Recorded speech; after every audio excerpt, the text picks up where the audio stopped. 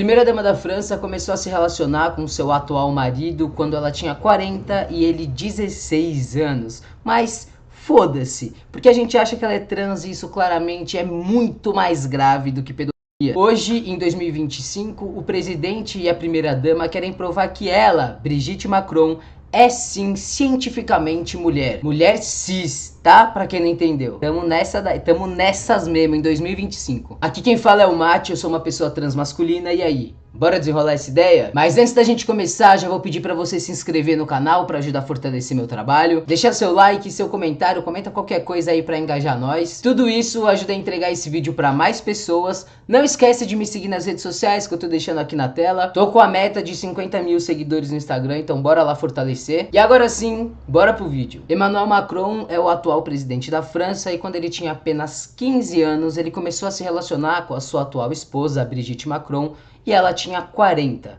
Ela era professora de teatro dele em uma escola católica. Amém, família, amém. Deus abençoe esse vídeo. Inclusive, já na época, ela tinha 3 filhos e um dos filhos dela era da sala do Emmanuel Macron. E aí o desfecho que a gente pensaria pra essa história era do tipo assim, eles eram da mesma sala e aí eles se apaixonaram e tal. Não, ele se apaixonou pela mãe dela e a mãe retribuiu o bagulho. Estranho pra caralho. Estranho criminoso. Os pais dele tentaram impedir essa relação a qualquer custo, mas obviamente não deu muito certo e até hoje eles estão aí. Segundo ela, a relação deles foi ficando cada vez mais próxima depois que ele pediu pra escrever uma peça junto com ela na escola. Na moral, velho, esses papos de negócio entre professor e aluno assim me dá uma gastura, tá ligado? E não é normal você ter 40 anos e sentir atração por alguém de 15, especialmente você sendo professora desse adolescente. Você tem ali um compromisso ético, moral, com o bem-estar, com a educação daquela pessoa. Eles se casaram em 2007 e 10 anos depois, em 2017, ele se tornou presidente da França. Mas é lógico que isso daí é só um pequeno detalhe que todo mundo ignora e escolhe ignorar até hoje, principalmente porque existe um outro assunto sobre ela que tá muito mais em alta e é muito mais preocupante. Desde que a Brigitte Macron é primeira-dama, ou seja, desde 2017, ela enfrenta alegações de que ela seria uma mulher trans e a ser atacada abertamente por conta disso. E as pessoas falam isso dela simplesmente porque ela tá fora de um padrão que é esperado ali pra mulheres cis. Mas, sei lá, gente, eu acho essa mulher bem padrão também, mas eu entendo um pouco de onde que vem isso, sei lá. Tentando me colocar na mente dos loucos. Sim, família, pois é, a transfobia não impacta só pessoas trans. Mulheres cis que são mais altas, que não têm traços tão finos, tão delicados, estão fora desse padrão de princesa da Disney europeia, podem sim acabar sofrendo com transfobia. A gente tem muitos exemplos disso. Em maio desse ano mesmo, faz poucos meses, saiu na mídia aí uma personal trainer cis, uma mulher cis, personal trainer, que foi confundida com uma mulher trans e foi impedida de usar o banheiro da academia ali, sofreu uma violência verbal, se eu não me engano, ali, enfim.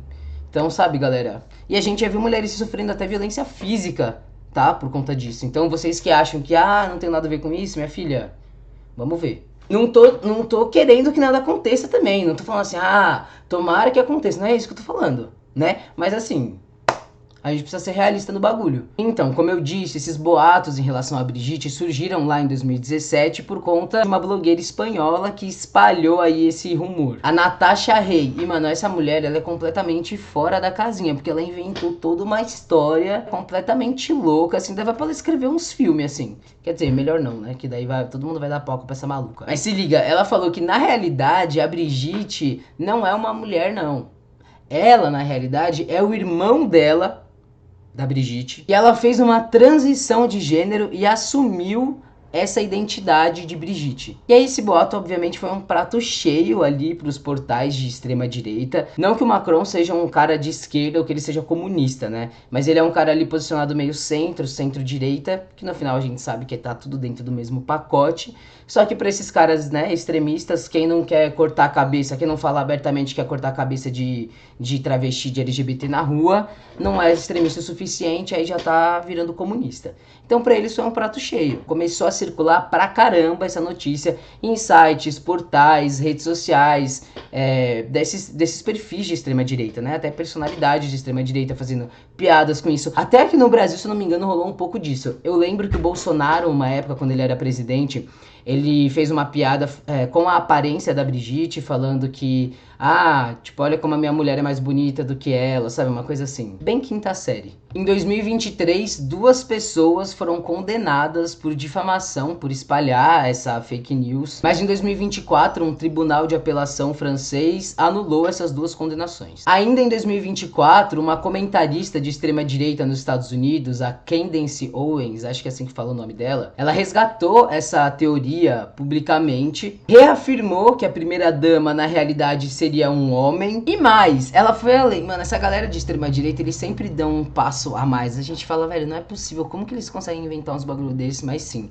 ela fez uma série de 8 episódios no podcast dela, falando o porquê lá, ou sobre a Brigitte Macron ser um homem, né, sendo também aí abertamente transfóbica. Eu tô só parafraseando aqui o que ela disse. E aí, gente, só relembrar um ponto aqui nesse vídeo. Eu sei que parece que eu tô falando que ela tá sendo acusada de triplo homicídio, mas não, ela tá só sendo acusada de ser trans. Bom, e aí retomando, em junho desse ano, o casalzinho Macron, o casalzinho cis, processou a comentarista por difamação em um tribunal de Delaware, nos Estados Unidos. E é justamente nesse processo que eles planejam mostrar evidências físicas, científicas e fotográficas de que a Brigitte nasceu como uma mulher cis. Velho, que maluquice, que loucura, meu Deus do céu, que loucura, que mundo que nós estamos, meu parceiro. E é assim, galera, essa notícia tem tantas camadas, tem tanta coisa errada que eu sinceramente não sei nem por onde começar. Mas vamos lá. Primeiro de tudo, que esse caso, ele naturaliza a transfobia num grau. O simples fato de alguém se sentir na necessidade de provar que não é uma pessoa trans, parte da ideia de que ser trans é algo negativo, é algo errado, é algo a ser escondido, oprimido, é algo que mancha a sua reputação. E isso não é exagero, né? A gente tá num mundo em que ser uma pessoa LGBT é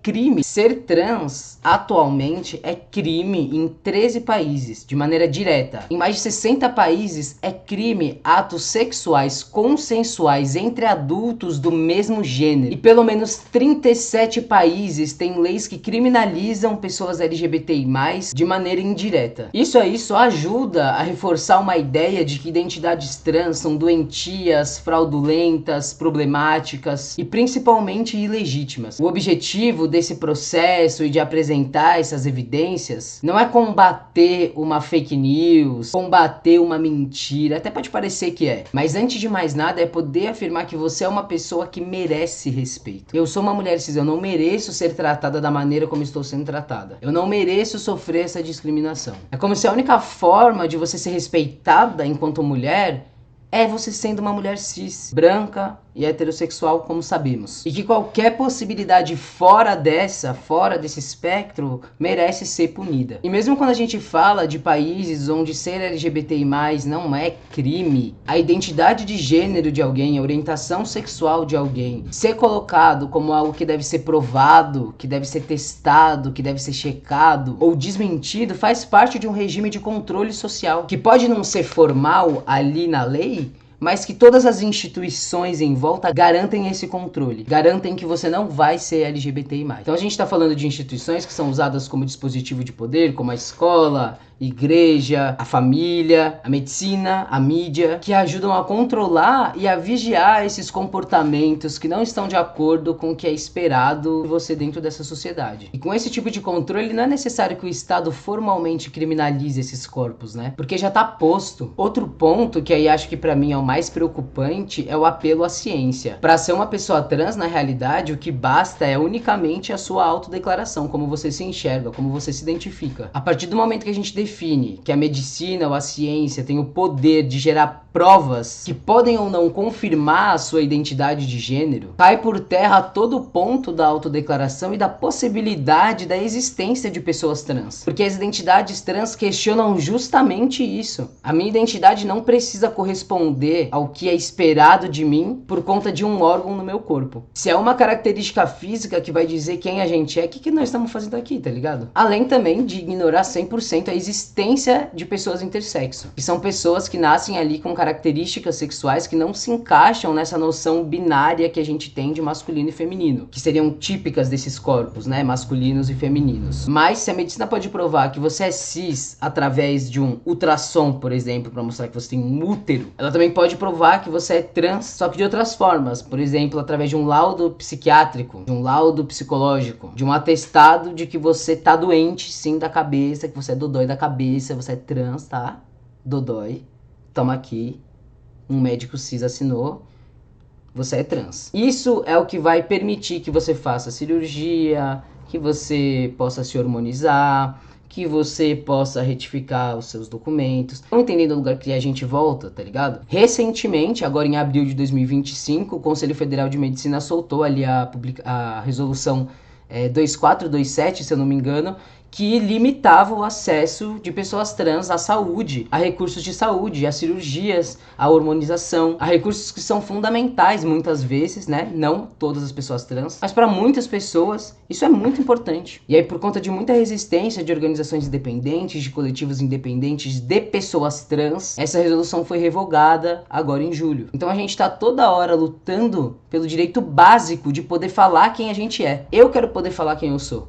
Eu não quero que um médico cis tenha que dizer se eu sou ou não, como eu posso ser ou não, que é isso que a gente passa hoje. Por mais que hoje essa resolução tenha caído e tudo mais, a gente ainda sabe que muitas pessoas trans enfrentam esse tipo de dificuldade. E aí a gente também não pode perder de vista, né, que esse alarmismo sobre pessoas trans de maneira geral, não só nesse caso, né, mas naquele discurso de tipo, as mulheres trans são homens vestidos de mulher que vão entrar no banheiro feminino pra estuprar a sua irmã, ou a sua esposa, ou a sua mãe, ou o discurso da mamadeira de piroca, ou de que pessoas LGBT+ querem acabar com a família, que a gente doutrina a criança, enfim, tudo isso é cortina de fumaça pra deixar a gente cada vez mais longe do debate real sobre luta de classes. A gente não consegue pautar o debate, a gente não consegue impulsionar e endereçar os temas que realmente são importantes pra gente, porque a gente tá sempre ocupado em debater e desmentir fake news. Então não pensem que eles inventam esses discursos só porque eles são loucos, só porque eles querem prejudicar a gente diretamente. Isso também, tudo isso também. Mas existe um plano muito maior por trás, que é manter o sistema em pleno funcionamento